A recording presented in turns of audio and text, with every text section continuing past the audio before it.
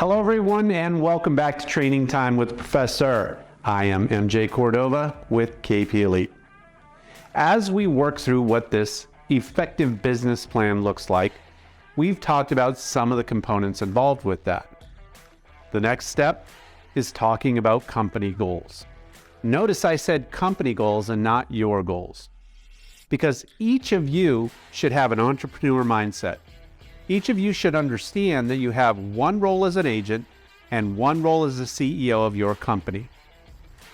So what we want to focus on is company goals. What does the company need to generate in revenue?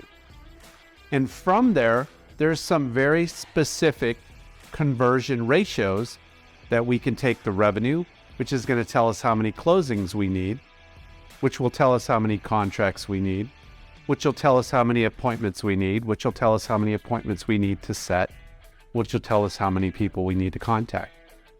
So everything could vary a little bit. Nothing's absolute.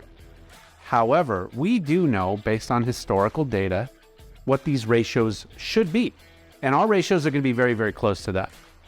Some of us might be better at setting appointments and not as good at converting. Others may convert at a higher rate, but not have as many appointments. So on average, we should just stick with the ratios, which I can make available to you in an attachment.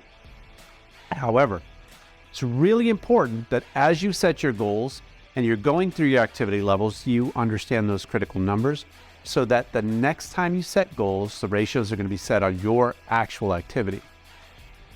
These company goals should be very specific, and you should be excited about them. They should be challenging but reachable, and each of them should have a timeline involved. So what we'll do is we're going to set these big company goals. We're going to break them down into specific ratios of how many appointments we need, how many calls we need to set those appointments, all of this activity-based things, which we'll get into in the next video. However, you have to understand that it all starts with the company goals. From there, we figure out the activities. From there, we set up very specific timelines on all of that.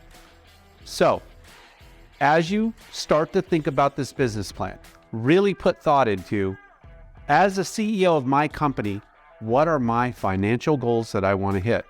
And we're going to backtrack everything from there. You guys have a great day, and we'll see you again soon.